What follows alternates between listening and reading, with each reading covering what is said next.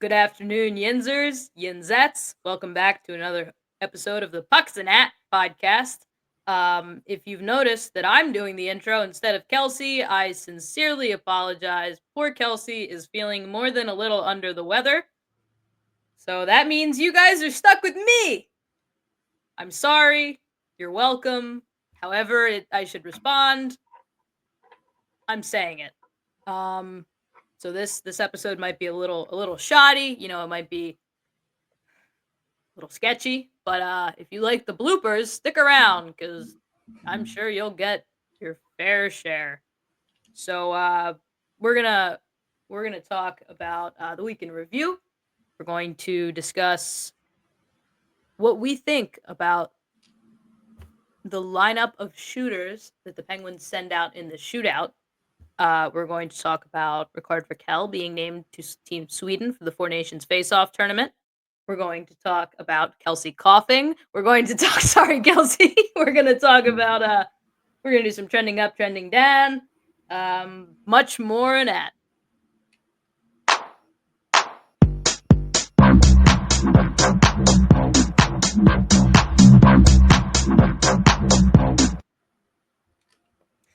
Hi, guys.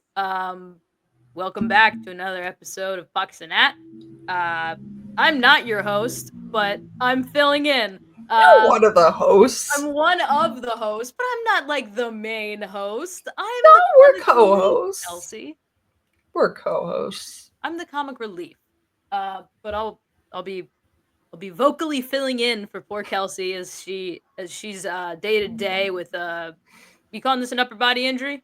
Yeah, let's just go NHL terms, upper body injury. Yeah. Perfect. Day to day with an upper body injury.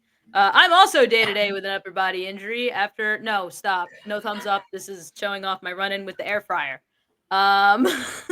So we're both a little banged up right now. Not unlike the Pittsburgh Penguins, which we will get to. But yeah, I'm one of your hosts, Hannah Rakell. I write for Vegas Hockey Now. This is Kelsey. After she's done coughing, she'll introduce herself. Hey, everybody. I'm Kelsey Sermatz, Hockey News. If my voice doesn't sound recognizable today, that's probably because it isn't. But anyway, I'm still here. Excuse me, I'm still here. You might need to hear some, gaps in my talking as I hit the mute button while I'm coughing off camera. But anyway, welcome back. We're glad to have you back, and I'm gonna do the best I can here, despite not being able to breathe very much. So glad to be here. Listen, we've all had to soldier through some illnesses before, but let me just say you are doing a bang-up job of soldiering through what cannot be fun or comfortable. So everyone, snaps for Kelsey because that's commendable right there. Thank you, Hannah. No, I mean, snaps. We never gave snaps for Hannah for filming in 20-degree weather either. So that was let's do that fun, real quick, Kelsey. Listen, I enjoy doing the thankless jobs. Clearly. So you know what else is commendable, Kelsey? The Penguins' run of play last week. Yeah. They kicked it off with a mucky ground out 3-2 win in overtime at the Utah Hockey Club. It was their first visit to the Utah Hockey Club franchise. And they won. They didn't play a great game. That much is for sure. I would say they didn't deserve to win the game, but they did win. And you know what? Ugly wins count just the same as pretty wins at the end of the day. We got goals from sweet departed Marcus Pettersson. He's not dead. He's just the Vancouver Canuck. Last goal of the Penguin. And then we got a goal from Erik Karlsson and who else but Sidney Crosby with the overtime winner. I would like to point out that it is pretty funny that Marcus Pettersson scored a goal and 2 days later he was on a plane to Vancouver. That's just I mean, we knew it was happening, but it was funny timing. And if you'd like our rundown on the insane trades from this weekend, we've got another podcast for that.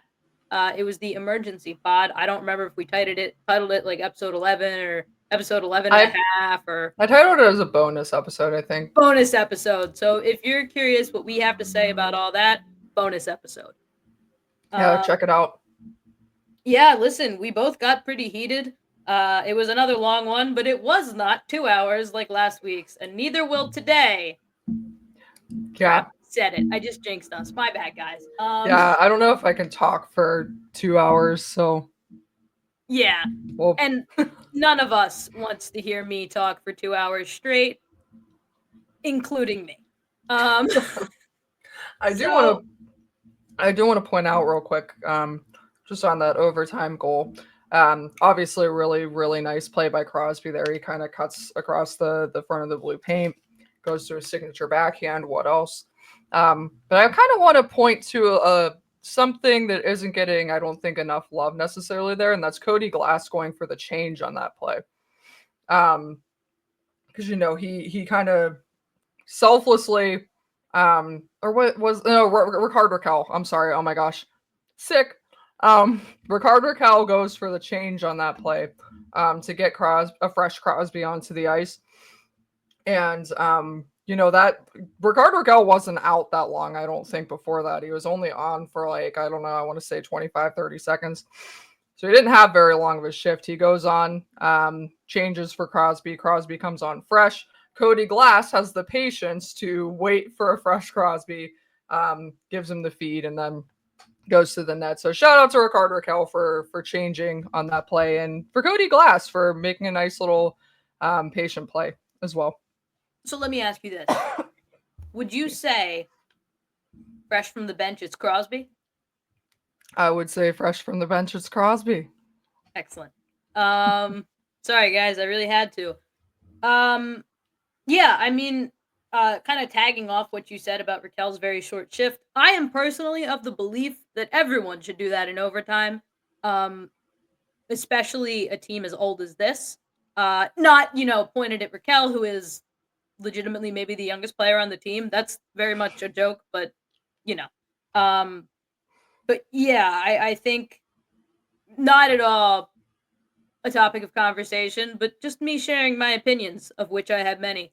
I really do think short shifts in overtime. You say that in the playoffs, but that's still 5-on-5. Like this is 3-on-3, and that's even more work you're having to do. So I really do feel very strongly about this. I talk about it often. Short shifts in overtime, that's the way to go. When I am a coach, that will be my policy. Yeah, and it does seem, the Penguins have had some success in 3-on-3 overtime this season. They have. And that seems like it's a little bit of a change from what we've seen in the past. You don't see guys staying on nearly as long. They're opting to kind of go with the possession, regroup in the neutral zone if they have to, wait for those changes. So it does seem like there are shorter shifts this year, and it's kind of paying off for them. What did I say? No, listen. Something about me, if you haven't realized, I like to make very general observations and then think I'm very smart for thinking it. Just like that, older Same. teams should take shorter shifts in 3-on-3 overtime, which is notorious for being a fast-paced game. Is not exactly breaking news or a hot take. That's why, like you said, that is why that play was effective, because he got off, and I think it wouldn't be so bad if that happened more. Yeah, agreed. Rant over, and game over. Sid called game, just like Kelsey said. Beautiful backhand. So I'm sure you all remember last year when Jake Gensel was traded. And that same night, the Pittsburgh Penguins went out and laid like a 6-0 egg to the Washington Capitals at home. Yeah. And then proceeded to basically pout for 2 weeks and just. I'm trying to filter myself, Kelsey. I don't usually do this much talking. It's easier to filter when you don't talk. They went out and they soiled the bed, I guess I'm gonna say. Yeah, that's fair. So I texted Kelsey before the Nashville Predators game, and I said, "Boy, oh boy, am I excited to watch a meeting between the 2024-25 Pittsburgh Penguins, who just traded, their big piece, and the Nashville Predators, who are more disappointing than the fourth installment. More disappointing than Alien 3. Um, I Yeah, settled with that. I would concur there. Yeah. So I fully expected them to go out and like lose 1-0 and just like a disgusting display of hockey, a stain on our beautiful game, blah blah blah. And that's not what happened, Kelsey. Not at all. No, I wouldn't say they dominated the Nashville Predators. They weren't able to do that because UC Saros was so good. So they weren't able to like truly dominate. But they did dominate possession time. They outshot the Predators 29-19. They outshot the Predators 36-25. They out hit the Predators 29-19. Um, Boko Imama led the way. He started the game, set the tone, as the gyms would say. Um, yeah, it was not what I was expecting from the Penguins.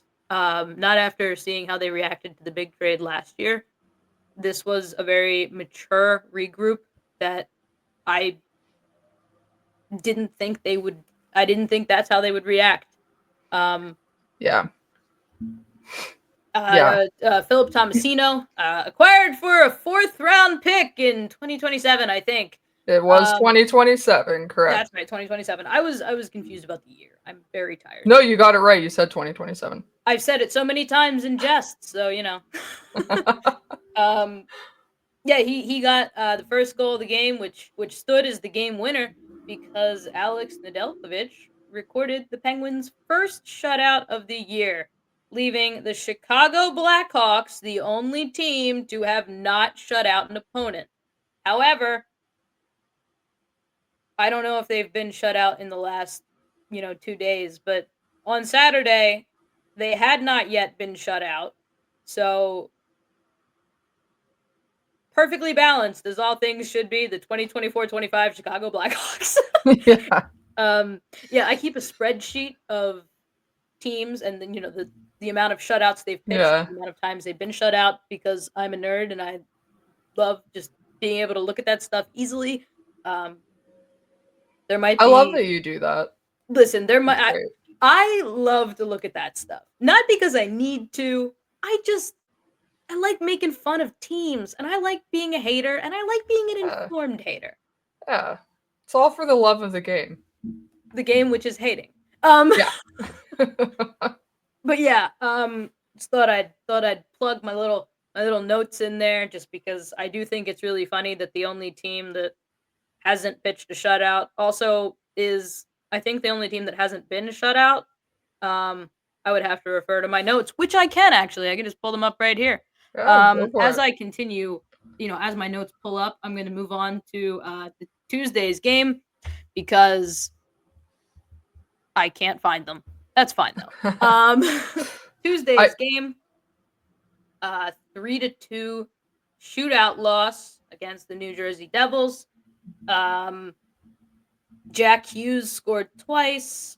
I should mention that the Devils were without their captain, Nico Hischier, who is still injured. They lost defenseman Jonas Siegenthaler early in the game to like this weird skate malfunction, it looked like. I really do think they were without someone else as well, but I'm blanking. No, Hollow was back. Hollow was hurt, but he's back. Yeah, I mean Markstrom's out, but that's right, Markstrom, yeah. obviously, duh. Yeah, without their starting goaltender, they threw out. He's not a rookie because he played some last year, but Nico Dawes, and what I saw, he was very, very good. I say from what I saw because I was covering the Vegas Golden Knights as they lost to the New York Islanders. So I had a night full of fun, entertainment, and good vibes. Yeah. I can kind of give a little rundown for this Please one while do. you're still If your looking voice is for your feeling up for shutout it, please stats. take the wheel on this one. I think I got to warm it up a little bit to be able to talk later too. So You got this, it Kelsey. helps We're out. cheering you on. Yeah, so thank you. I appreciate that. So yeah, Jack Hughes scores twice. They go up 2-0. The first one came in the first period. Second one, about halfway through the second period. That's his 23rd on the season after that second goal.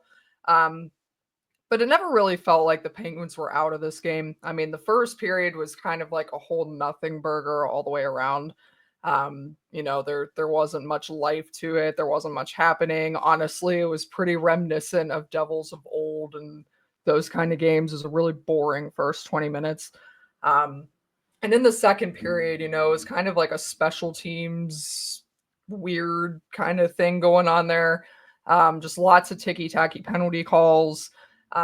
But excuse me.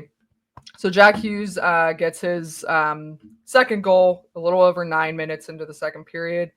Then Rakell. So it's worth mentioning that earlier, Rakell appeared to have scored in the first period on the power play Oh, for I the did see Penguins. that one. It was the distinct kicking motion goal. Yep. Yes. Yes. So what he did is he meant to kick the puck to his stick in around the blue paint. And he went to kick the puck to his stick, but he couldn't get his stick on it, and it just went into the net. You can say that. It really did just look like he was just taking a swing at it and just booted it into the net, which I'm going to believe because it's funnier. But yeah, ironically, a few minutes later, this is before Jack Hughes scores his first goal. A few minutes later, Jack Hughes' goal goes in, gets some puck luck. It's off of Rakell's skate. So just pretty crazy how that works sometimes. But anyway, after Hughes gets that second goal, a few minutes later, Rakell has this beautiful wraparound from behind the New Jersey net, tucks it home. And a lot of good work from Crosby and Erik Karlsson on that play as well. Just to make that play happen. And then in the third period, everyone kind of held their collective breath. Little kind of approaching the midway point. There was about 13 minutes left. Sidney Crosby takes a hit. And he was kind of sandwiched. I forget who he was sandwiched between. I know I believe it was one of them Andrej was Palat. it was this is what happens when you write your recap and like on NyQuil. I have it in here. Erik Haula was one of them. I know Erik Haula is the one that hit him. I want to say maybe it was Luke Hughes was the other person that he was sandwiched between. Unlikely. I'm checking. It's right here. Yeah, it was Luke Hughes and Erik Haula. So anyway, Crosby's left arm kind of gets caught between Hughes and then Haula, who was finishing his hit on Crosby. Crosby kind of hunches over immediately. He leaves the ice. He goes to the locker room. Everyone in Pittsburgh holds their collective breath. Everybody on the Penguins holds their collective breath. But the Penguins kind of found a way to rally around that. Kevin Hayes, with Evgeny Malkin still on IR, Kevin Hayes got slotted up into that first line center position, as everyone predicted at the beginning of the season. Well, as doomsayers predicted and did so with fear in their hearts, yeah. I mean, yeah, maybe someone out there predicted Kevin Hayes, Penguins first line center. But anyway, so Kevin Hayes takes over, and it does not take long at all because just over a minute after Crosby left the ice, Hayes scores to tie the game. And that was a hard-working shift all around. Anthony Beauvillier kind of warded off a defender down low. He gives it to P.O. Joseph, who makes a nice play, again, down low to get it to Hayes, and Hayes finishes the play. So they kind of rallied around their captain being out. He did return with about 8 minutes left in the game. And that third period, they exchanged chances towards the end there. Take it to overtime. Penguins pretty much dominate overtime possession-wise. They get some good chances with 2 seconds left In overtime, Alex Nedeljkovic makes an unbelievable breakaway save on Jack Hughes. So kind of stymied him for the hat trick there. But then Penguins go to another shootout, and we know how shootouts end for the Penguins. Went 7 rounds. Timo Meier ends it, brings home the extra point for New Jersey. What I would like to say really quick, this is not Penguins related. Well, it is, but it's not about the Penguins. It's more so about the Devils. I think it's really funny that Jack Hughes is bad at shootouts. Yeah. Because he has such good hands. And he's a smart, creative player, but he sucks. Like he's just very bad with shootouts. If you remember last year, there was a game between the Anaheim Ducks and the New Jersey Devils, and Jack Hughes had a chance to win it with a penalty shot, and he did exactly what he did last night in the shootout. He just whiffed on it. Like he went to shoot and the puck stayed. He did it at least one other time this year because I think it's funny when amazingly skilled players like that can't do skills competitions for some reason. So there's certain people I text about it because I find it funny. And I was just reminded of that last night for the amount of grief the Penguins get putting, Sidney Crosby and Evgeny Malkin out there in the shootout. The Devils are getting it with Jack Hughes too. Which is just it's a funny thing, Kelsey. It really is. It's a funny thing with star players. And sometimes I think they can't do the skills competitions, and it's you would expect them to, maybe. In this case, I certainly would for Hughes. But on that note, we're going to transition. I mean, listen, I feel like we shouldn't even have to say this. The Penguins lineup of players they send out in the shootout, it's bad. It's putrid. Yeah. It's atrocious. With all respect to Sidney Crosby, what he has done for the city of Pittsburgh, what he has done for the Pittsburgh Penguins organization, he shouldn't be in the first 5 shooters. Agreed. I wouldn't personally send Chris Letang out at all in the shootout, not before a goalie and someone on the coaching staff, because he's been doing the same exact move forever, and it hasn't worked since I can't remember. That's how long. Now you're having me wishing to see David Quinn in a shootout here. I feel like he'd be okay, I mean... Why not? Just grab someone from the broadcast team. Send Jay Caulfield out there. I feel like he's got some nasty dangles still. Maybe. It'd at least be more entertaining than watching the same predictable shootout move from, Crosby and Letang that never works. I just feel like I in general, like I know we're gonna name some shootout lineups and stuff. Yeah. And I do want to say, I mean, it is worth noting. I don't think,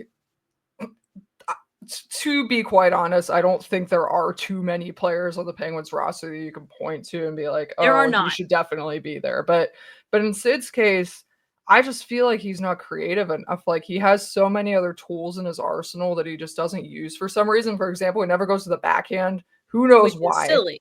I wonder if maybe he's trying to psych the goaltender out. If maybe he thinks, well, they're going to just assume that I'm going to go to the backhand, so I'm going to keep on the forehand. I don't know. Either way, maybe, but wouldn't you assume that he's going 5-hole at this point? Like, I don't know, Kelsey. But I'll let you go first. What, Hannah? If you had a lineup of your first 5 shooters, who would they be? So the first 2, this is the order I would send them out in. I would send out Anthony Beauvillier, because he's disgusting in the shootout. You saw his move last night? Nasty. That was like... and then I'd send out Rakell, also pretty nasty in the shootout. And then the next 3, pretty interchangeable, I guess. I would put Rust. I know he's been a little bit under this year, but in the past he's been very good in the shootout. So if he can get back to that, I think it's worth sending him out. And then one of Kevin Hayes and Philip Tomasino.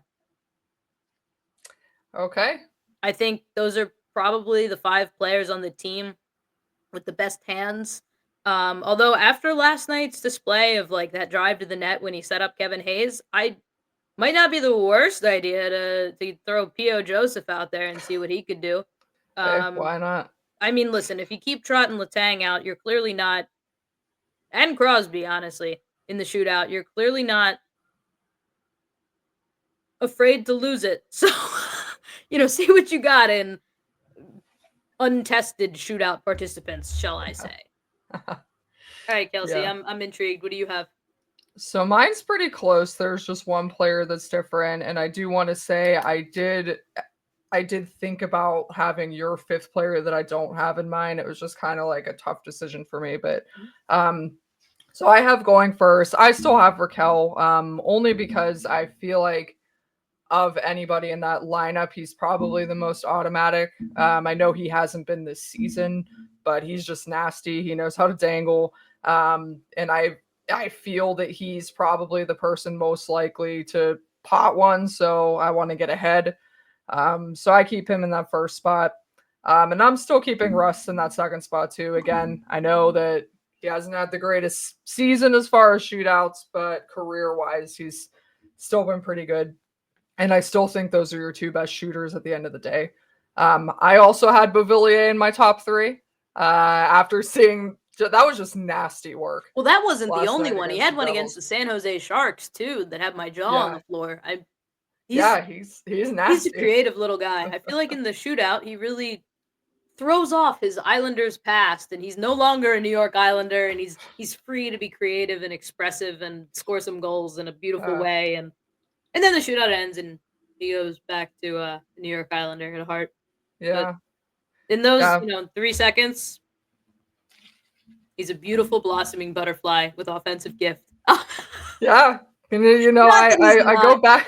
Not that I he's go not back to otherwise, that. He's got goals and stuff, but I mean, I go in back to shootout, that he's just- breakaway goal the a couple weeks ago too. yeah, that one was nice. That's what I when mean. it's You get just him in alone. When it's just him in alone and he doesn't have to worry about back checking or any of that, he's great. He's filthy.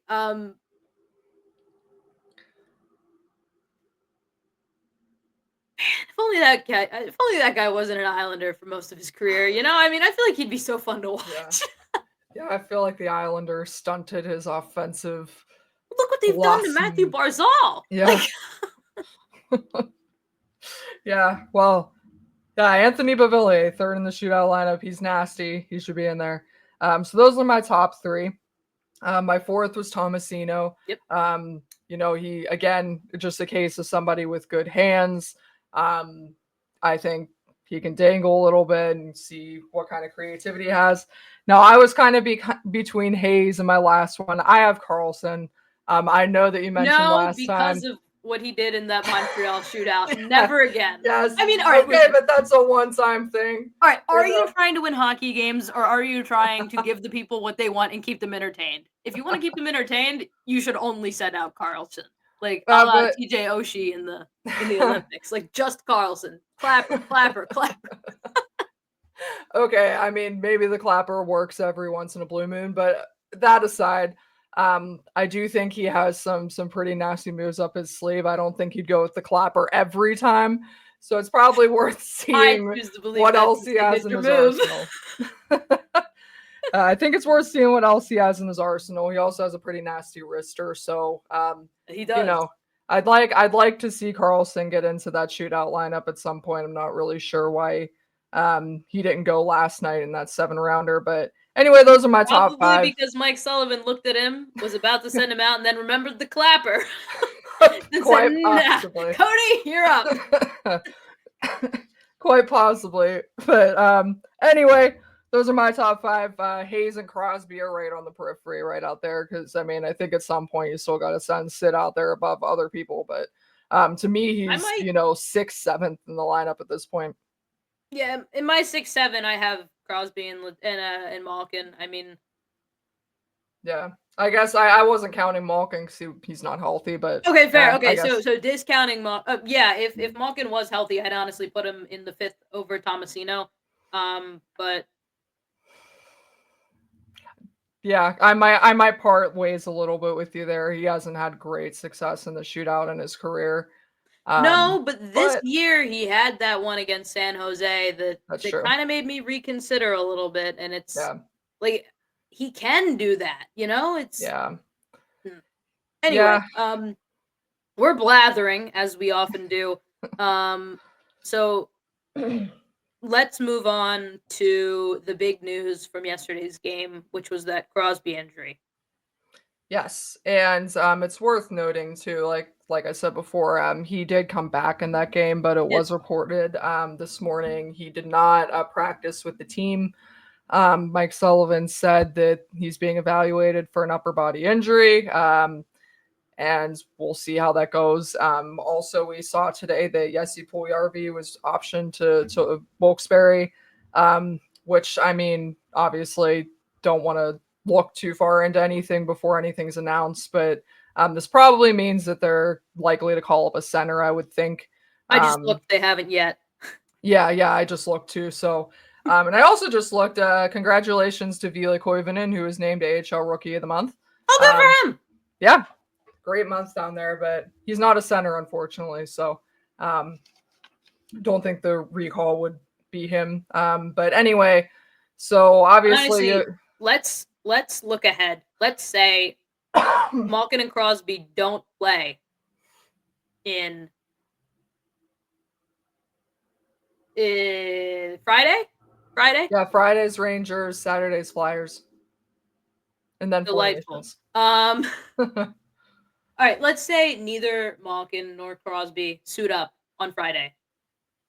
Who do you call up? Because listen, I know it's just tough because I would have said Bros, but he's got mono. Yeah, Um, I mean you've got Hayes and Glass, and those are probably your first and second line centers, right? I mean, yeah. That's why I think it's probably going to be Ponomarev or yeah. Bemstrom. Then I say, hear me out. Lazat, third line center. I'm still hung up on Yeah, what used to be, and then throw Ponomarev BLT. on the fourth line. Yeah, Um, I yeah. feel like that would be fine. I think that's I obviously can't speak for the organization, but that's the move for me. Yeah, I'm not And talking predict. I'm just saying, yeah, what would you do? Like, you yeah, personally are in charge of the lineup card. What are you doing? yeah. I'm calling up Ponomarev. I think that's a pretty like easy choice in this situation because you know what? I mean, at the end of the day, I don't think there's anybody down there who's going to be able to slot in the top six. It's not like you're going to be able to No, call there up a isn't. center who Yeah. can come in and slot in the top six. They're stuck with Kevin Hayes and Cody Glass as the first and second line centers if both those Stuck. guys are I'll out. have you know, Uh, Kevin Hayes scored the tying goal yesterday, that's and he did so this with is gusto. true. This is true. So And Glass has been the second line center, for better or for worse, but they are 2-0-1 in the last three games. So, you know, yeah, this hasn't been the is. worst thing. I mean, against the Rangers, this might be a pretty brutal game. Yeah, we'll see. But I don't even have an excuse. Like I have to watch it. The Golden Knights don't play on Friday. I yeah, have to watch it. yeah. Well, let's hope that they can improve this time around because they lost their first two contests against the Rangers in pretty convincing fashion. But Yeah, I think it's gonna be more like the first. I mean, I think they might manage to get a goal. yeah, Um, and I mean, if you remember in the second one too, they were actually in that game until that Beauvillier turnover that led to the the Rangers go ahead goal in the third period. So um, yeah. They should not take a single penalty because that would be nice. um, listen, I watched the Rangers, against the Golden Knights fairly recently. It was on Sunday. I don't know. All the days really do blend together. It's frightening. That power play is pretty deadly now. Yeah. Oh yeah, with Miller and the fold. Yeah. It's firing on all cylinders now. Mika Zibanejad is awake, and Yeah. he's a winger now.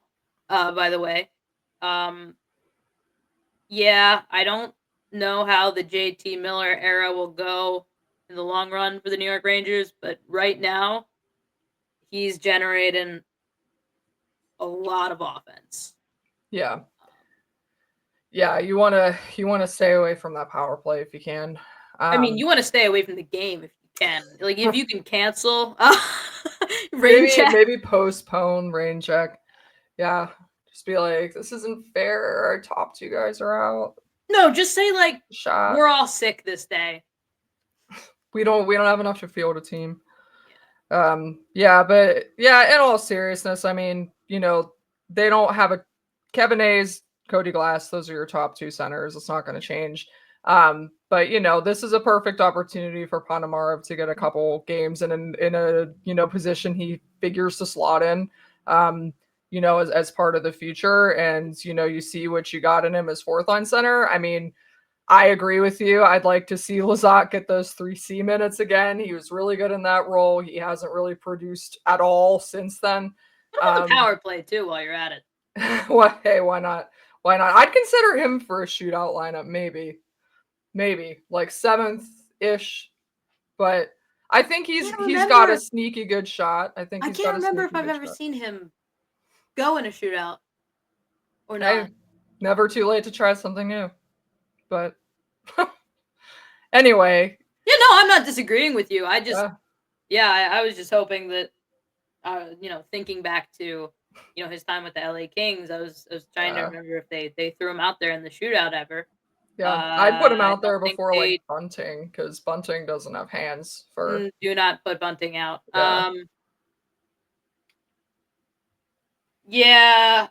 Bunting and Nolachari kind of. I'd put Nolachari before I'd put Michael Bunting. Honestly, Nolachari has hands; he just doesn't have speed. Yeah, which might throw the goaltender for a loop. Maybe. All right. No, cut me off before I convince myself that Nolachari in the shootout's a good one. But yeah, just in general, like with the center situation, the Penguins now, I mean, if you're counting Crosby out, they only have 4 centers on their roster now, which, I mean, once again, we go back to Kyle Dubas signing a surplus of centers in the summer. Probably a good move by him. Yeah, no who knew that Crosby and Malkin were both going to be out at the same time? But so yeah. So I'd say probably Lizotte in that 3C position, but I also wouldn't be against them kind of slotting Ponomarev in that position just to see what he does, because he has been in a more offensive role in Wilkes-Barre this season. He's been playing on that second line. So that's the move for me is Ponomarev. I could see maybe Bemstrom, but he's been playing mostly wing down there this season, so I think it's gonna be Ponomarev. What are you turning up? Yeah, and I do want to just say though, but either way, if Crosby misses any length of time, I mean, this team's toast. They were already probably toast, but if Crosby misses any time, they're just assume that they're toast for sure. 100%. Anyway. Yeah. Turning up. There's no polite way to say it. All right. You want to go first? Do you want me to go first?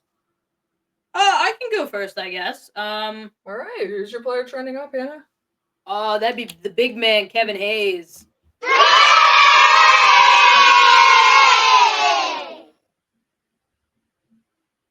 A lot of people aren't gonna like this,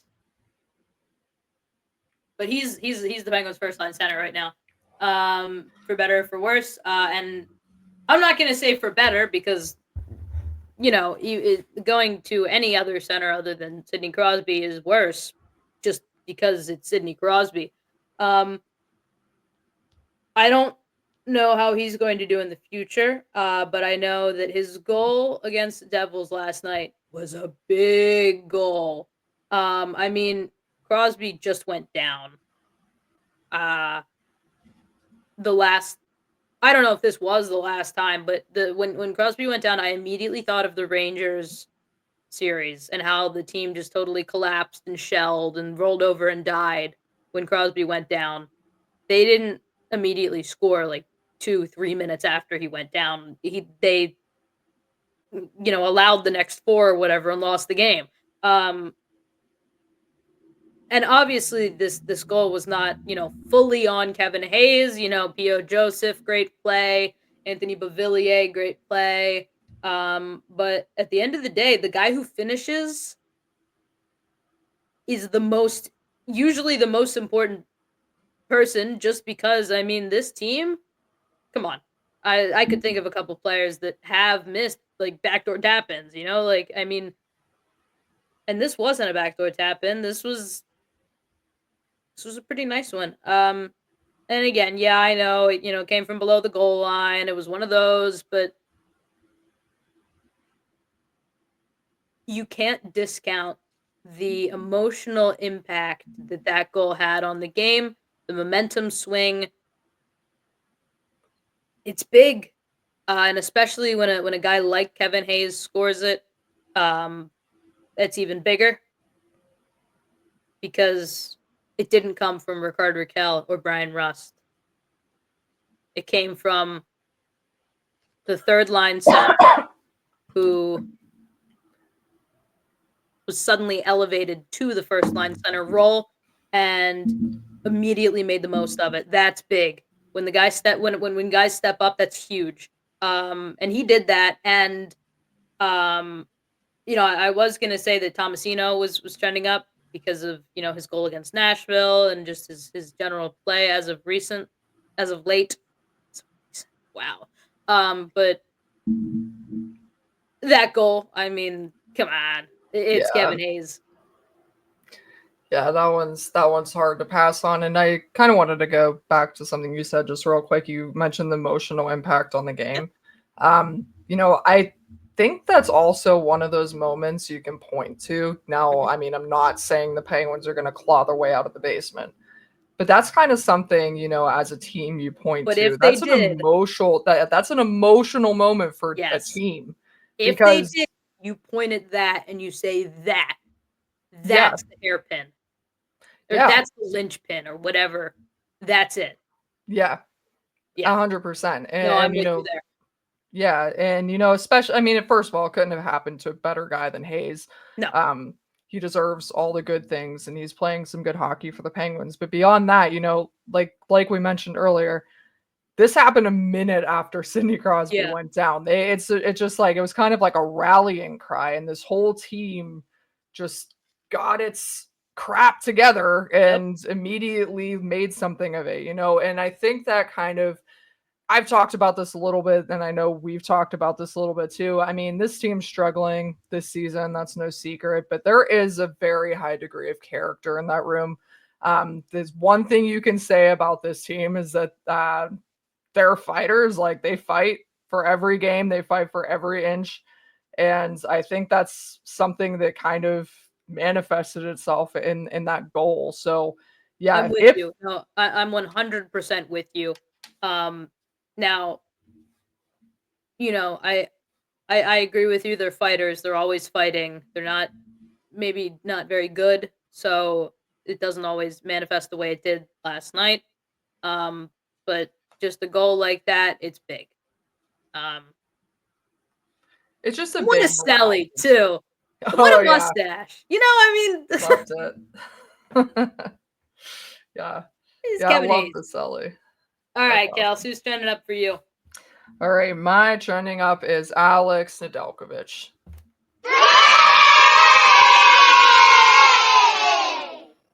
I mean, I don't even really know that there's much to delve into here. I mean, the guy's 4-2-1 in his last 7 games. He has a .936 save percentage in those 7 games.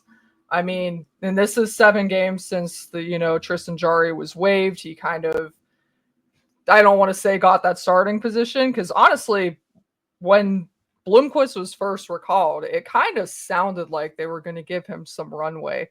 When it first came up, that was the plan. Your boy went and messed it up.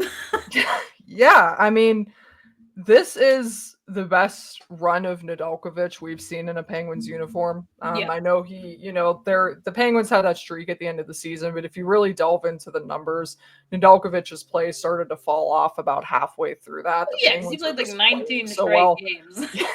Yeah. It was just, I think he played 14 straight to close out the season, but even before that, he was kind of playing most of the games. So yeah, it's like, what we're seeing now, this is Alex Nedeljkovic at his very best. I think he kind of took this situation, ran with it, and kind of accepted the challenge, said, hey, I still want to be the guy. I still want this to be my net.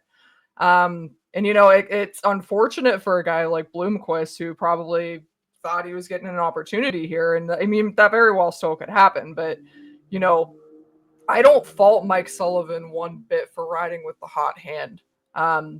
Because quite frankly, he's winning the Penguins games right now. And that's not something that's not something they've been able to say about their goaltending in a long, long time. And their goaltending's winning them games. And if, at the end of the day, regardless of where the direction of the organization or what people think is best for the team, etc., the guys in the room still care about winning games. The coach still cares about winning games. They're going to put the guy in that's going to win them games. And there's no reason to, waver from that right now.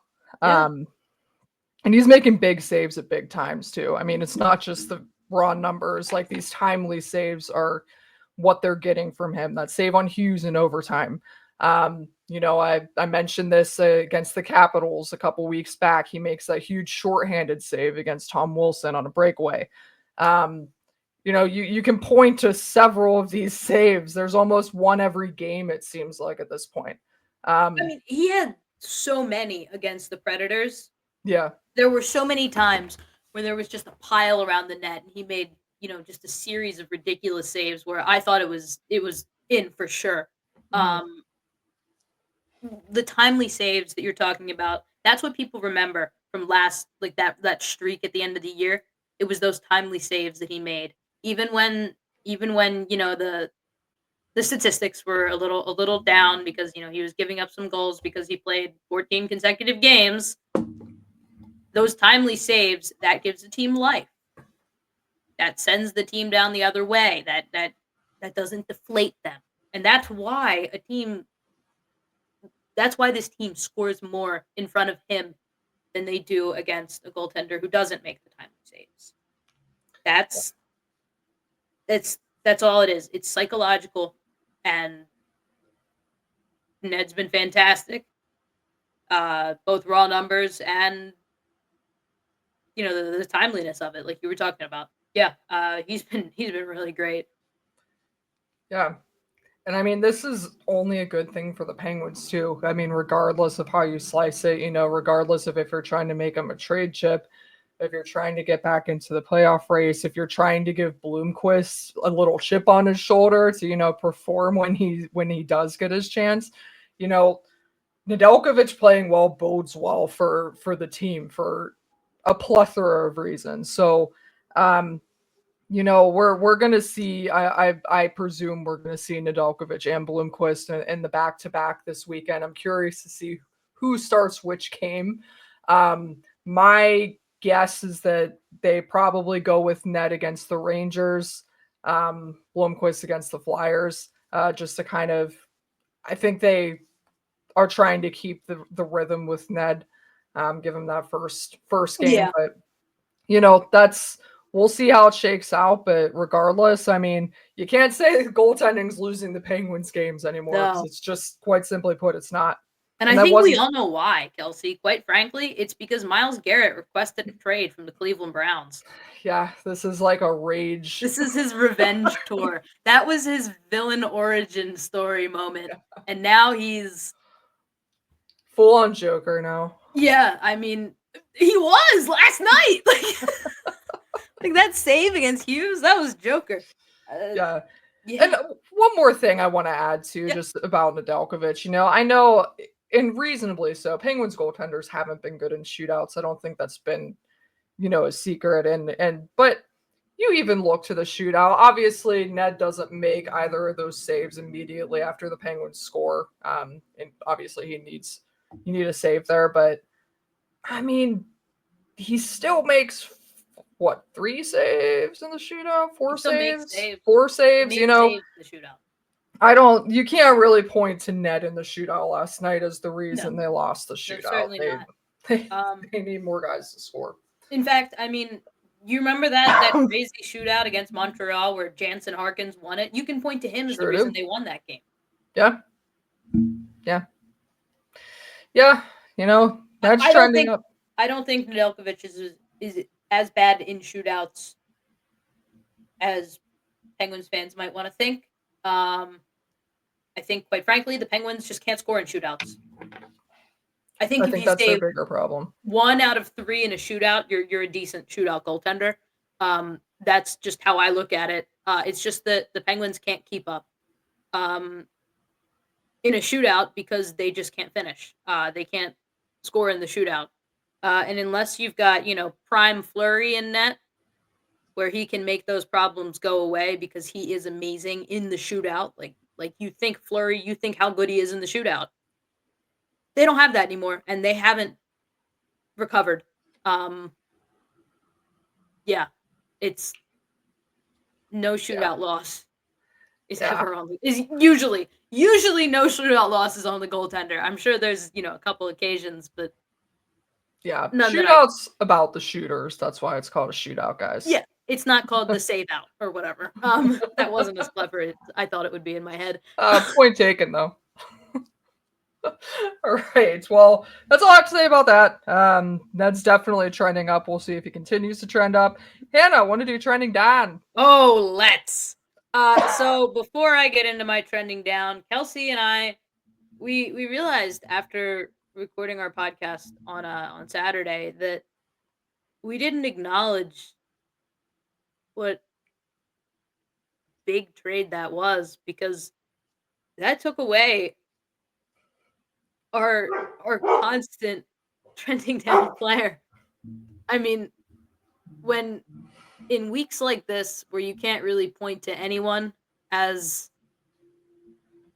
the clear-cut favorite for trending down, like the person, weeks like this when the whole team is playing pretty well and you can't really isolate anyone and say, wow, they really sucked this week. It was really easy to do that with Drew O'Connor. And we would just like to retire his jersey. Raise a banner. Yeah. Thanks for your service, Drew. And also for not scoring a goal in like 33 games. That made it pretty easy. Good luck in Vancouver. I mean that seriously. I have nothing against him. I just think he's offensively not a middle six player, which is where he was playing. It was never about the player. It was always just about the deployment. Yeah, anyway, that's enough of that. Moving on to trending down. This is tough because no one's really playing poorly. You can say that, Heinen wasn't too visible last night. This is his second game back with the team. I know he's in a top 6 role. This is his second game with the team. And he was pretty visible against Nashville. He had a couple good looks. Had a couple nice passes. So you can't really point to him. You also can't point to Vinny Desharnais, much to the chagrin of thousands of Twitter GMs or whatever. I think he's been pretty solid. Yeah, because he's not as bad as people wanted to believe he was, Kelsey. He is a perfectly fine 7th defenseman. He's basically really big Chad Ruhwedel. Yeah. Maybe not as good as Chad Ruhwedel, but that's because Chad was special. But he's like, that's what he is. He's a 6th, 7th defenseman. He's really big. He's not gonna give you much offense, but when he's at the top of his game, he's not going to give the other team much offense either, which is a perfectly fine trade-off, in my opinion.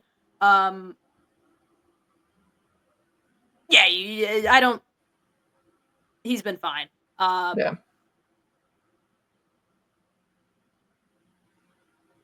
just do think it's interesting how people wanted him to be bad. People like to be right. Yeah.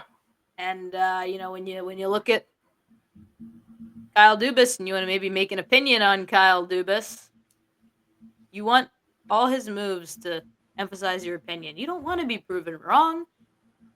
You want to be right, and you want Vinny Darnay to suck. I'm sorry, he's not that bad. He's Yeah. not great. He's not that bad. Well, even if he did suck, though, he's only making $2 million.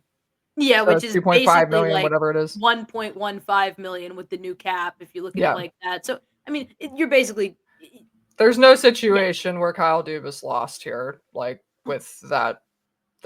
Just yeah.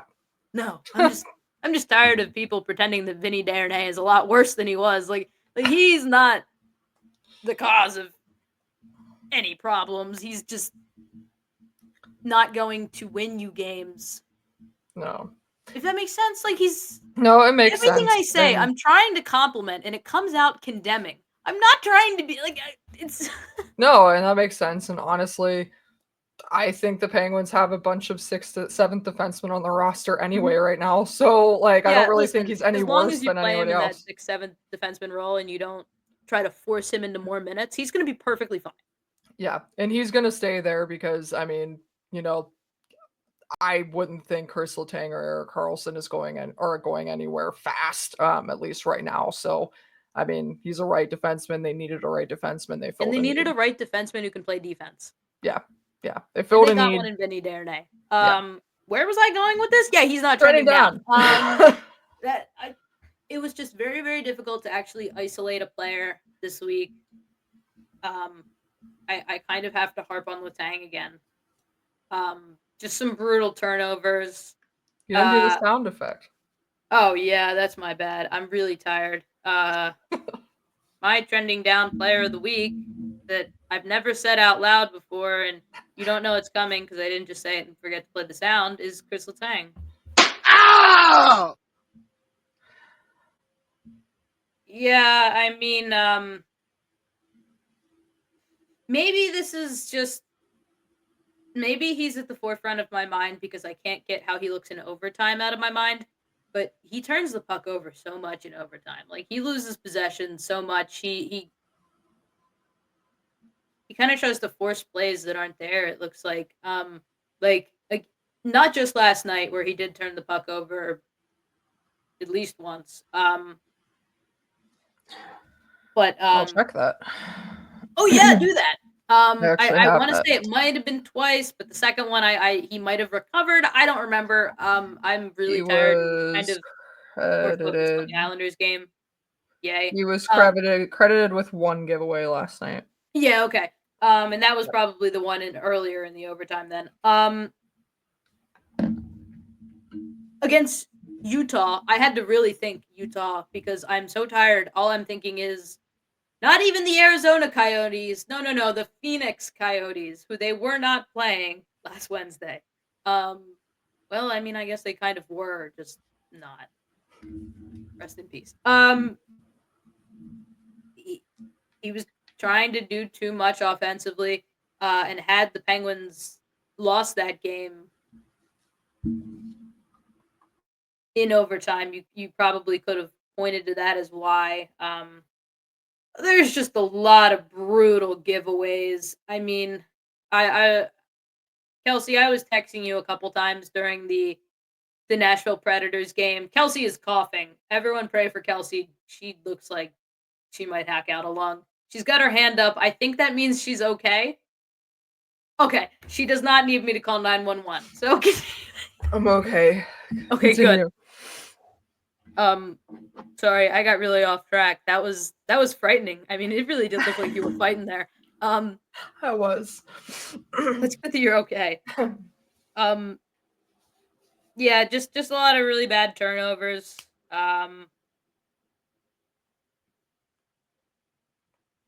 I'm not trying to like further an agenda or anything like that. Like I'm really not. I know it sounds like with O'Connor and now Letang that I just like go into a week with like a set enemy. That's not how it is. It's just the turnovers and the forcing offense that might not be there instead of regrouping. That's always been part of Letang's game, but usually he does enough to cancel that out. And he hasn't really this season. Letang is very similar to Erik Karlsson in that they both have their high highs and their low lows. Now with Letang, usually the highs are a little bit lower and the lows are a little bit higher. It's a he was never the offensive. He was never like the creative producer that Karlsson was, but he also was never the you know defensive black hole. Is that too harsh? No. Yeah. I mean, listen, Carlson's been better defensively this year. It's still like that's who he is, and that's okay. That's how it used to be with Chris Letang, but this year there's just not enough positive to cancel out the negative, and that's all I've got to say about that. Yeah, well, speaking of agenda, Hannah, Oh no. my trending Dom player, there seems to be a big of an agenda with this guy too, so I want to clear the air a little bit after I name him. But my trending Don happens to be Erik Karlsson.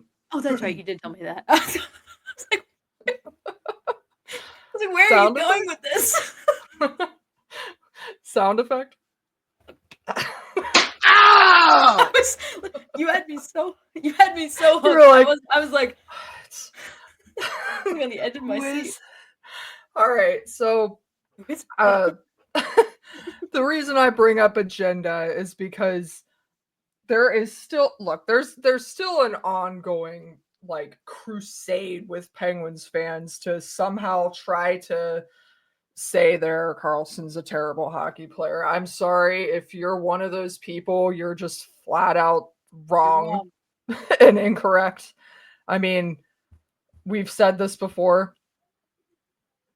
Everybody should have known who Karlsson was when he came to Pittsburgh. I mean, this guy has never been a defensive specialist. I mean, you can argue that the Sharks completely broke him, but he's never been that personally. Yeah, and I mean that's fair, but I mean the fact of the matter is he's never been a great defensive defenseman. And that's not what he was acquired to be. He wasn't. No. Kyle Dubas didn't trade for him, and then when he started playing, say, "Oh shoot, this guy can't play defense." What in tarnation? No. Yeah, and everyone and their mother knows who Erik Karlsson was, and if you didn't know that beforehand, and you were expecting a guy who could do all that offensively and also shut everyone down, I'm sorry you never watched him play before. You really missed a lot because he's good now, but in his prime, he was something else. Yeah, and also just on that note too, it is worth mentioning that he's not good defensively, but he's also been trying to fit into the Penguin system that has asked him to be more responsible defensively. Absolutely. And, for the most part this season, I think we've seen that. I mentioned that last week. I think for the most part, we're seeing a lot of the glaring defensive mistakes dwindle a little bit. I mean, they're still there. He still makes a lot of mistakes. He still turns the puck over a lot. But in comparison to last season, I feel like we're seeing a lot less grade A chances as a result of those things. It still happens occasionally. I didn't forget about the goal against the Seattle Kraken. For the Seattle Kraken. So, or the Utah one. Which one was that? Oh, that was funny that we're naming breakaway. This. Oh yeah, that one too. So that was basically like entirely on him. Yeah. He made up for it. That's what he does. That's what we're talking about. He makes mistakes and he makes up for them. That's the Erik Karlsson experience, folks.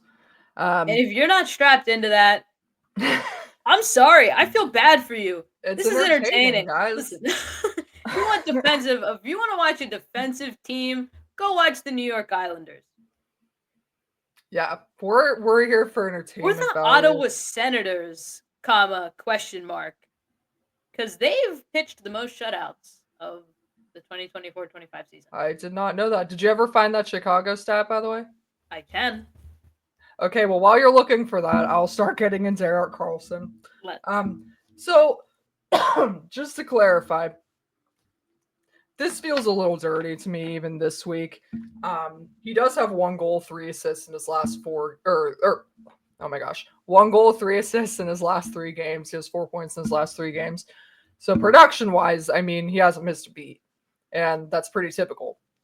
I thought he had a little bit of a shaky game against Utah. Hannah mentioned the breakaway goal. And I mean, regardless, I mean, that was kind of a weird play too. I don't think he necessarily anticipated that pass, but that's something that you should anticipate, I guess, as someone in his position. But anyway, so shaky game against Utah. Thought he was pretty solid against the Nashville Predators, as were most of the Penguins.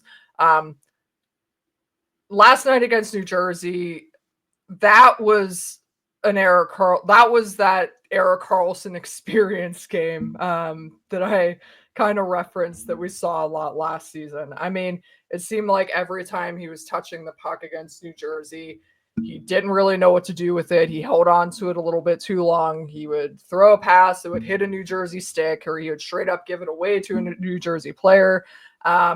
This was happening in all 3 zones. He just kind of looked a little indecisive, a little hesitant last night, and that kind of crept back into his game. He still had an assist, so hence the Erik Karlsson experience, and he was, a really big factor on Rakell's goal there.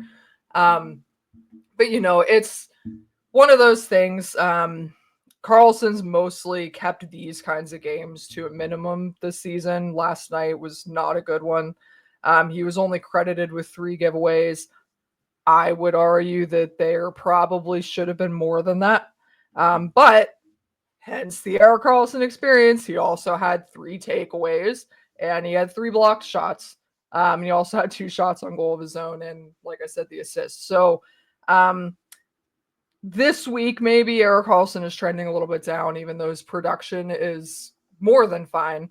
I just want to make sure that, in these last 2 games here, maybe he cleans up a little bit of, his game from against New Jersey, because I think sometimes, and I've noticed this too, I don't know if you would agree with me here, Hannah, or if you would want to comment on something else related, but it seems like when he does kind of face these faster teams is when he tends to have games like that against New Jersey. It kind of seemed like almost the best way I would put it is that his reads were a little bit off. It seemed like he wasn't quite like up to speed last night with New Jersey's speed, and it forced him into a few decisions that were a little bit questionable. And that's not something you typically see from Erik Karlsson, but just, with, I think against some of these faster teams, when he's forced into those, on the fly decisions, sometimes he can either hold on to pucks too long or just kind of make a panic decision a little bit. And I think we saw that a couple times last night. You want my theories on why that is, or no, just if you wanted to add anything. Sorry, I was a little bit jumbled there. I was like holding back. I was holding back a cough, and I was like, I'm trying to get the rest of this out. But I do have a theory about why that is. I think, like we said, Erik Karlsson is not a defensive player by nature. He's looking to create. He's not looking to be smart with the puck necessarily. I mean, he is, but he's not looking to be dumb with the puck, but he's not, that's not his number one priority.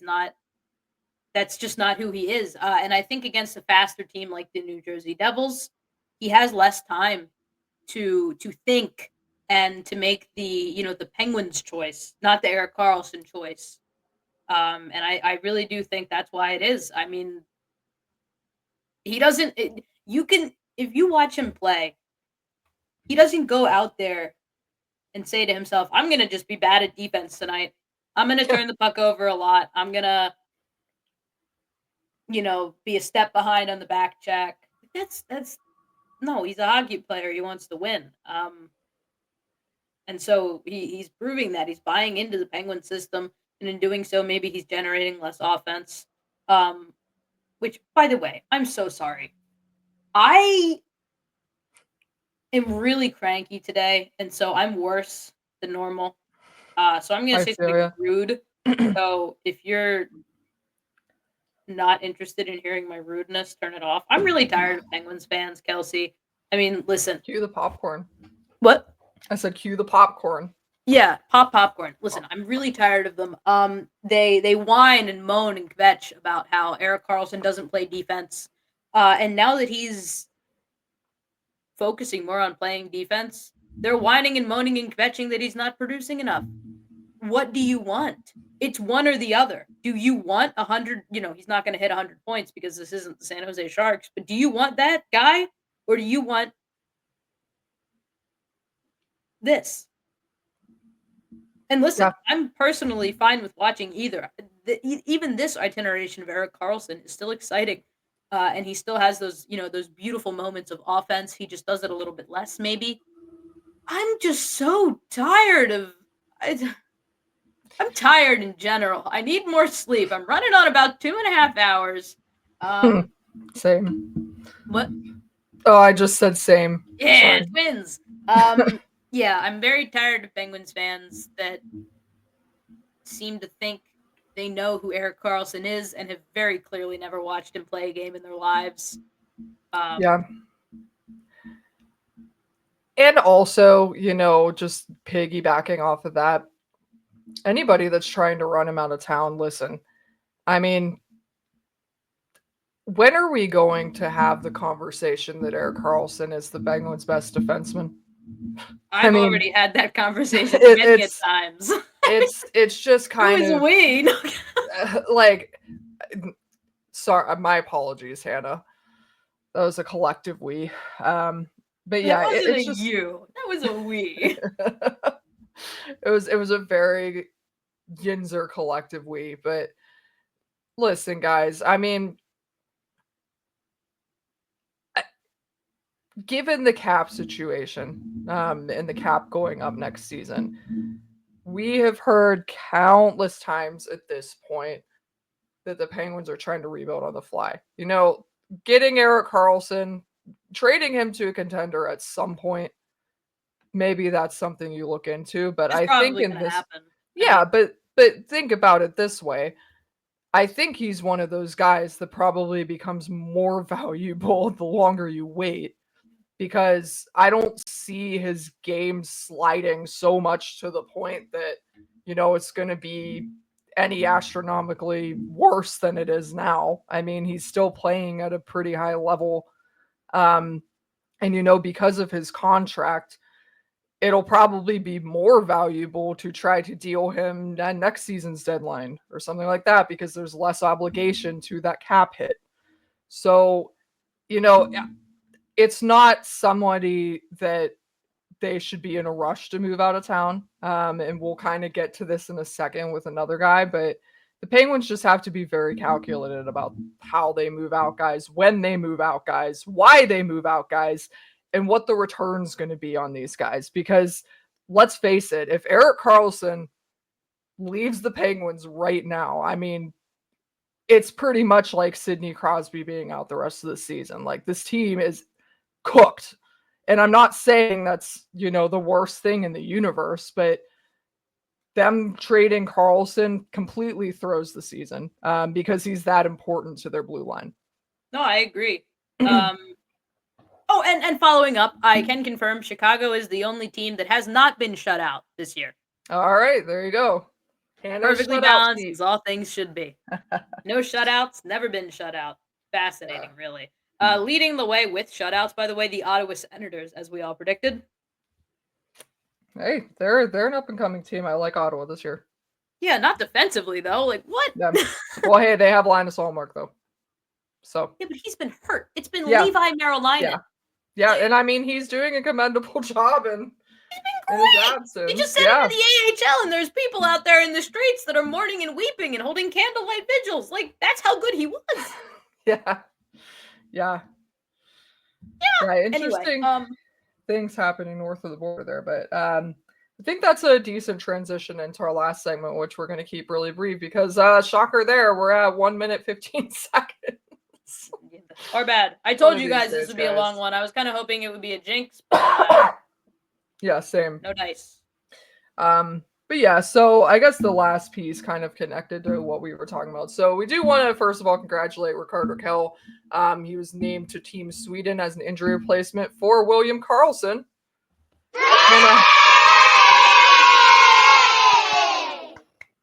Congratulations, Ricard. And yeah, so unfortunately, as Hannah covers the Vegas Golden Knights, he is replacing William Karlsson.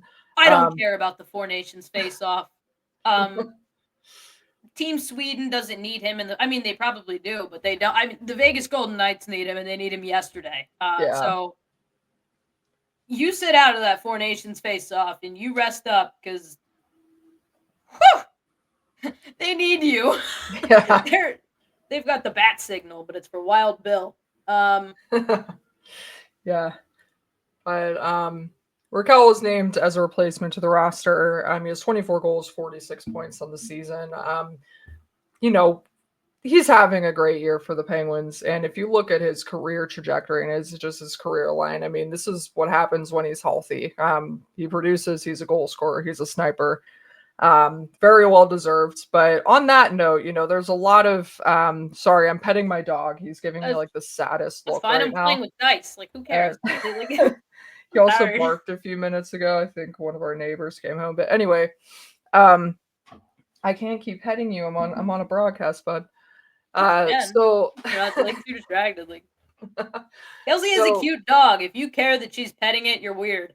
Yeah, he is very cute, and you are very weird if you care. So Rickard Rakell, there's a lot of obviously trade talk, understandably so. I mean, at this point, he's the Penguins' most valuable trade asset because, as a reminder to everyone in Colorado and Paul Bissonnette, Sidney Crosby is not on the trade block. So Kelsey, there have been 4 or 5 times this podcast that you've been like, and as a reminder, and I've been like, did we cover this? Did we talk? Like, am I supposed? Is this a cue? Do I have to add something? No, it's just me rambling. But Rickard Rakell is their most valuable trade asset at this point. And the thing about this, I mean, I see a lot of people saying you got to deal him by the deadline. I mean, his value is never going to be higher. They need to capitalize on this. Look, I'm not going to sit here and say that they shouldn't. I mean, if the right deal comes around to the deadline, if there's an offer on the table that Kyle Dubas absolutely cannot refuse, yeah, absolutely, go for it. But I think this is also one of those situations where the Penguins need to be really calculated about the way they do this because he's your most valuable trade asset. They have that extra first rounder that they got from the New York Rangers. It remains to be seen where that pick's going to be, when that pick's going to be, whether it's going to be a 2025 or a 2026 first. And just in case you did miss our last episode and you've been living under a rock for the last week, they got that conditional first in the trade that sent Marcus Pettersson and Drew Connor to Vancouver. So anyway, I mean, it puts them in this unique situation. Kyle Dubas did say that they could use that pick either to draft or to trade for an elite young player.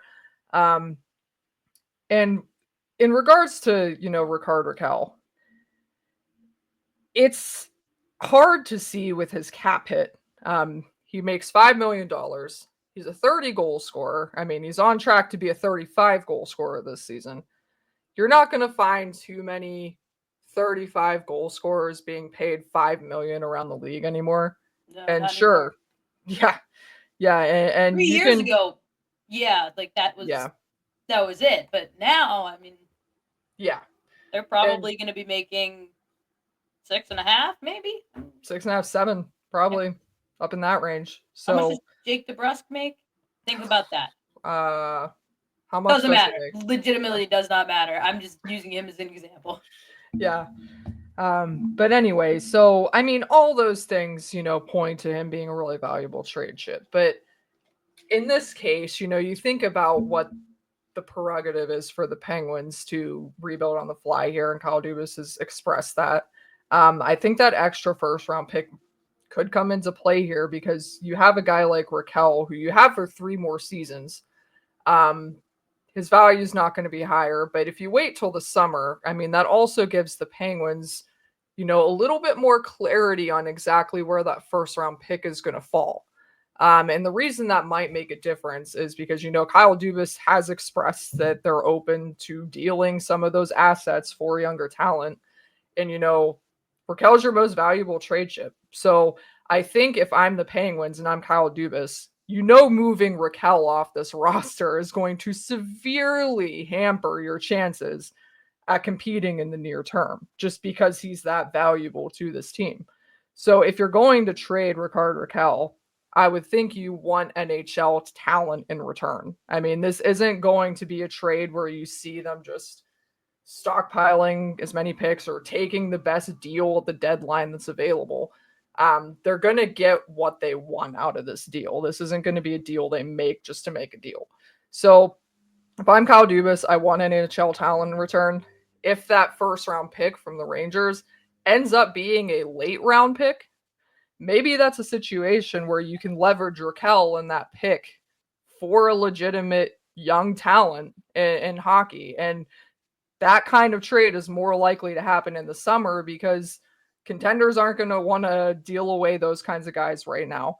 You're going to have some other teams, some peripheral teams who are trying to kind of take the next step next season and might want to take a chance on a guy like Rakell. So I just think there's more options. And I think the Penguins will just have a little bit more clarity on their situation come summertime. So if I'm Kyle Dubas, unless there's an offer that I absolutely cannot refuse this deadline, I'm keeping him around till summer. But love to get your thoughts on that too. No, I don't know. It is tricky. Because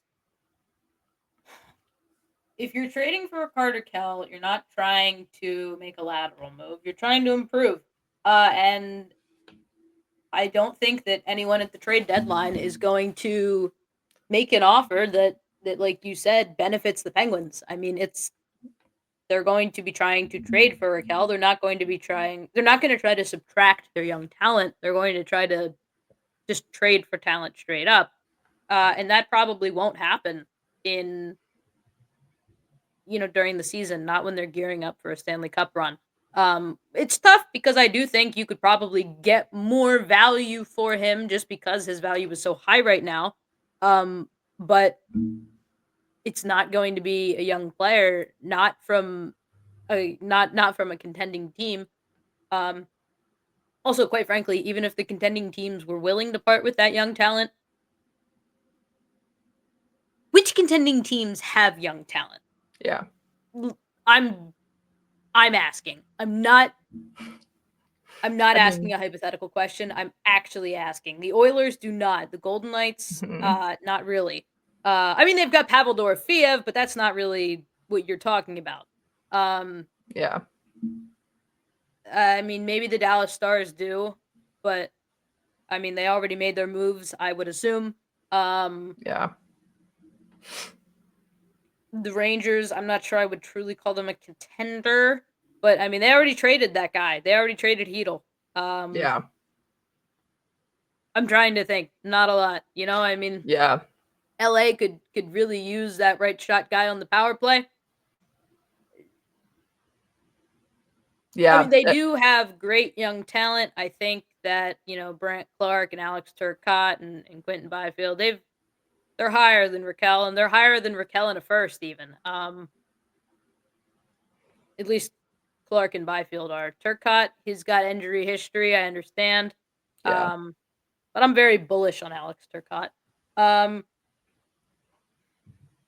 really trying to think. I can't think of a contender that is in a position where they could give the Penguins what they would want for Rakell at the deadline. So, I mean, long story short, do I think they would get the most for him at the deadline in terms of picks? Yeah, probably.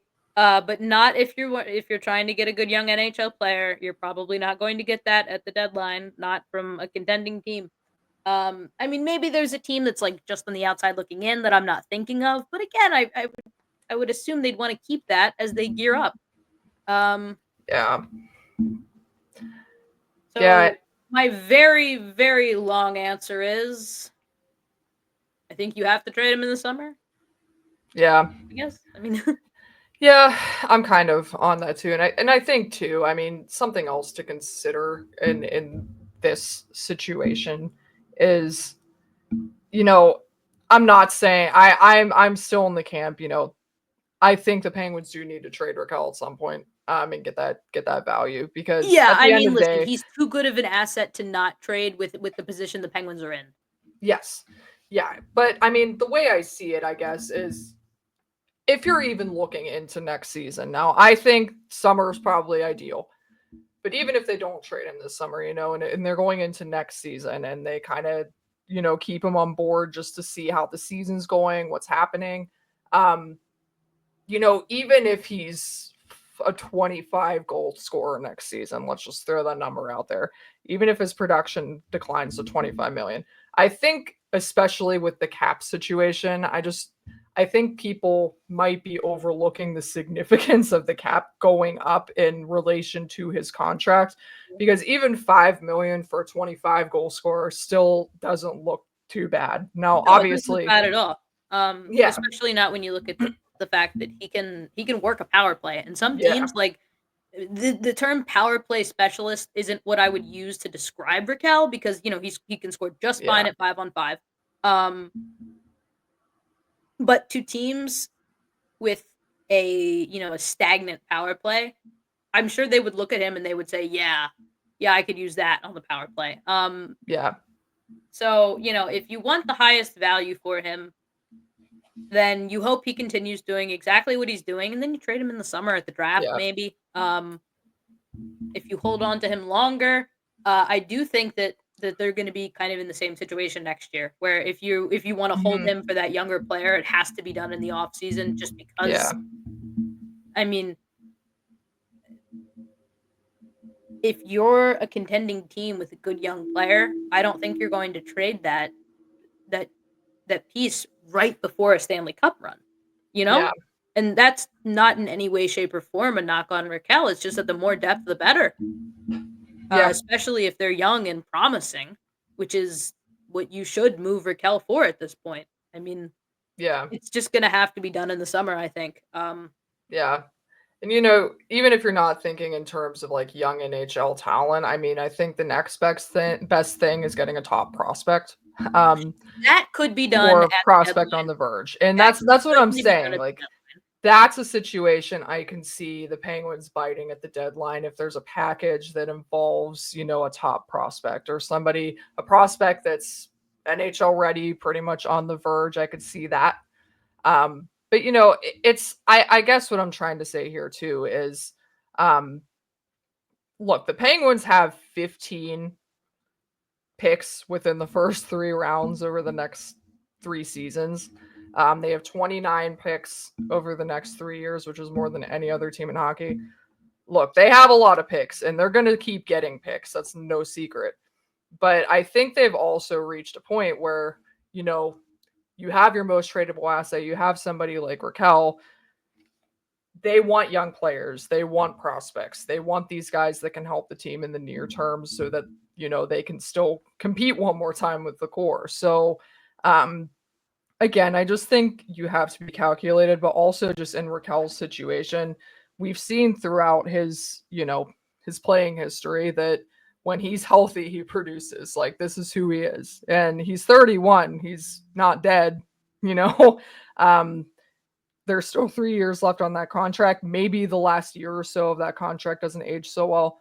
But I personally, as long as he's healthy, I just don't see his production dropping off enough that it's going to completely just destroy his trade value, over the next year.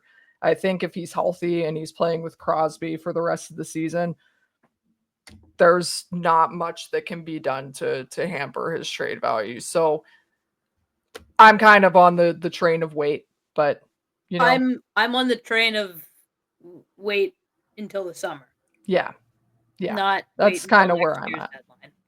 Yeah. No, and I agree with you. And I honestly, like I said, I think that first rounder might play into this because Kyle Dubas wants to acquire a young elite talent either through the draft or through trade. And if you have that late first rounder, that's not as valuable, I think, in terms of, drafting that player necessarily, especially if the Penguins already have a high pick in the first round this season, which is looking pretty likely at this point. Very You know, likely. So if the Rangers do climb back into it and that pick becomes a late round pick, I think that becomes more valuable as a trade chip rather than a draft chip in this year's draft. Now, if it's a different story if that's a 2026 pick. If this is a 2026 pick, you keep that pick. But I think there's a lot that probably hinges on where that pick falls, and if you can package that first with Rakell this summer, you can get a pretty good return for that. So I'm kind of, again, if he's blown away, if he gets a top prospect at the deadline, great. If not, I'm holding off. That's just me. Anything else you want to add, Anna? No, I was, because I'm just like this, I was just mentally going through, the top prospects I can think of from the teams that could use him, and the talent pool is maybe not the best.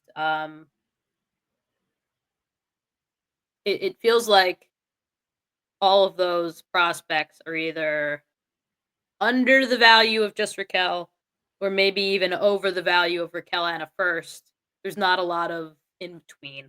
Not on the teams that would want to acquire him at the deadline. In my mind, I mean, Yeah, I don't know anything. I mean, the Flyers are making trades with the Calgary Flames that don't make a whole lot of sense to me.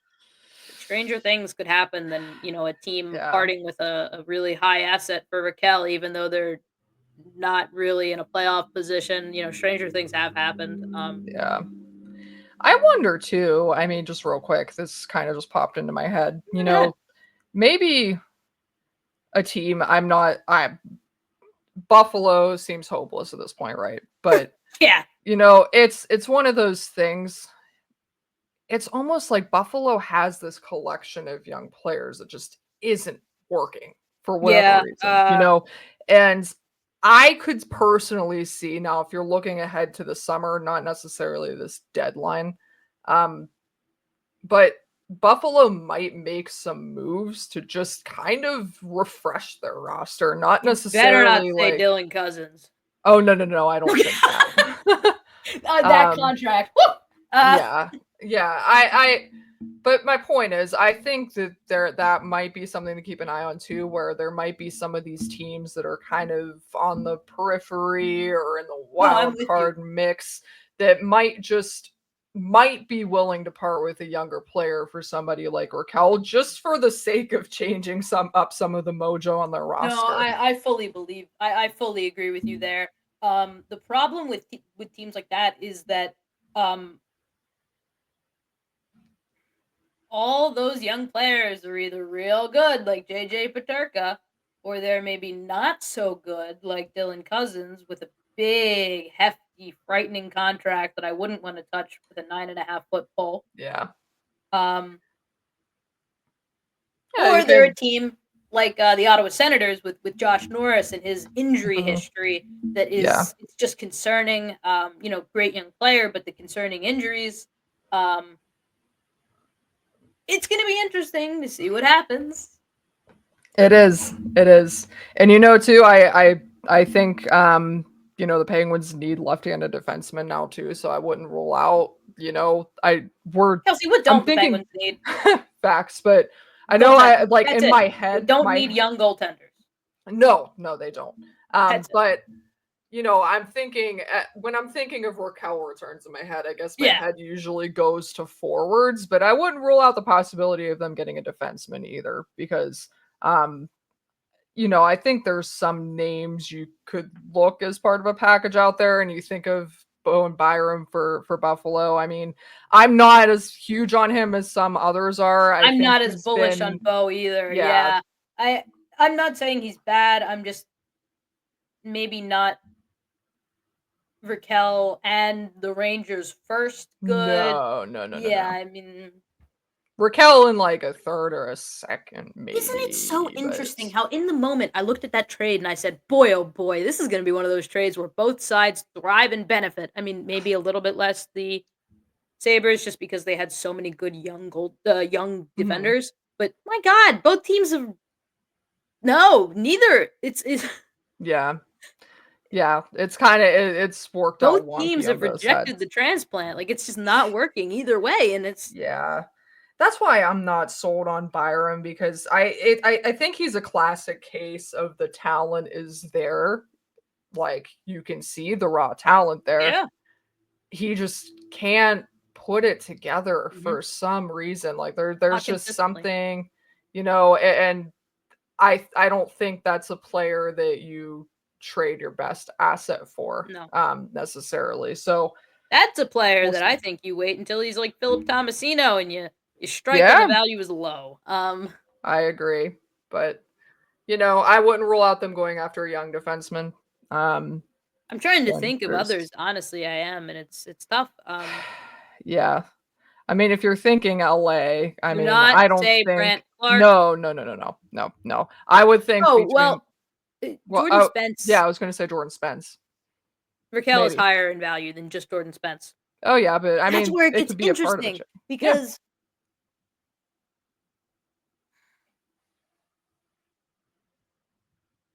that's where it gets interesting. I mean, I like Jordan Spence a lot. I'm fairly high on him. I'm fairly familiar with his game.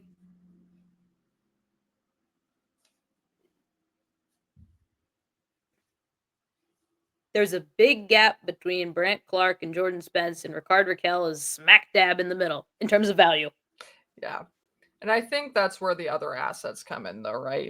If you trade Raquel to LA for Jordan Spence, you'd expect something else in return in that package. Vice versa, if You you don't would really want have to make anything a in play. return. That's the funny. Well, I say this with yeah, I love. mean, even if it's an asset, a pick, whatever, but I like, say this with love because there are a lot of LA Kings fans in my life that are near and dear to my heart. They have Carter George, who is an excellent young goaltender. Penguins don't need a goaltender. yeah, that's the last thing they need. Yeah, I mean, maybe you get a 3-team trade and the Kings trade Spence and Jordan, Spence and George, and I don't know. I'm just spitballing. I just want another 3-team trade, and I want it to be a real 3-team trade, not the kind Yeah. of 3-team trade where Chicago's like, I want to play too, and Colorado and Carolina said, fine, you can play with us. Don't tell mom, and they just throw Taylor Hall and retain some salary just to feel included. I want like a real 3-team trade. Yeah, yeah. I don't think we're gonna Kind see. of. I mean, we basically saw that with the Rangers and the Canucks and the Penguins. I mean, Yeah, I was just about kind to of say 3-team trade. that. I was just about to say that. That was a 3-team trade without being an But I actual want it 3-team to trade. really be a 3-team trade. Yeah, yeah. Well, we'll Not. see. It I doesn't mean, have to involve the Penguins. Listen, if there is a general manager out there right now that is watching this for some reason, please, they're just pretty so much please with a fun. cherry on top. They're just so much fun. It would be so much fun. We would all have so much fun, and it should break on this Friday night because that's when the JT Miller trade and the Pedersen trade, and that's when the Rantanen trade, and it's almost Friday night. There's 2 days, so you got 2 days to work on this. Yeah, and they can't even do anything next Friday night because it's the 4 Nations break and trades are frozen Give for a us little bit. something So really nice this week as a treat for being good. absolutely, yeah. Let's see what happens this Friday. There will eyes be will be nothing, and glued to we're my all going to be screen. so disappointed because we're spoiled now. It'll either be nothing or just like some like really random trade with like Yeah, it's 2 going to be like one of AHL those players or something. It's going to be like one of those ones where like the St. Louis Blues have acquired like some like really depth prospect for future considerations because they really need a left winger in their AHL team and they really need one now. But yeah, that's literally what it's going to be. It's going to be that or like, in essence, like Danton Heinen for Drew O'Connor kind of thing. Woo! Like just, yeah. Well, that's a blockbuster. But all right, folks, that'll do it. We're at an hour 40 and we're just really getting good at running super, super long. Well, we're just having so much fun. We love to talk and we love to blather on and ramble. And yeah, I'm surprised I made it this long this week. But honestly, Kelsey, I'm pretty impressed. You managed to keep your voice really steady this whole thing. So I I mean, tried. everybody again snaps for Kelsey. I can't Thank snap you. with this hand Thank because you. my thumb, I'm day to day. But in my mind, in spirit, I'm snapping with both hands. I appreciate it. Thank you. Thank you. But yeah. Yeah, Does this I think that's it, guys. Thank you so much for tuning in. Um, yeah, I mean, unless anything happens, we'll see you guys Wednesday. Are we still gonna do one Wednesday, Kelsey, with the Four Nations and all that? I think we could still why do one. not? Yeah, we can do like a little special Be episode. I mean, I'm shorter. sure Might not be. Hmm? I'm sure there'll still be some things that Yeah, there'll happen be before the something to talk break. about. And So hey, if there's not a lot to talk about, that means we will finally live up to our promises and not run long. yeah, we're sorry for the movies, guys. We're gonna figure out a way to condense these. Okay, I just want to point out real quick too. We even said like in our bonus episode, the trade episode, we were like, well, we got all the trade talk over with already, so we shouldn't have to talk about that much. And then Crosby goes and gets injured. Sweden goes and names Rakell to their roster. Shootouts happen again. There's just too much happening right now. So Yeah, sorry about that. the problem, guys, is that when things happen around the league that generate opinions, well, Kelsey and I, we've got opinions, Oh and yeah. well, we just run a little long when we share them sometimes. But thank you again for tuning in. I'm Hannah Rakell, Vegas Hockey Now. Kelsey Sermet's the sorry. Kelsey Snurmats from the Hockey News. Hockey News. Thank you. Yeah. Have a great evening whenever this comes out, or morning if you're listening to this on your commute to work. Good morning, good afternoon, and good night.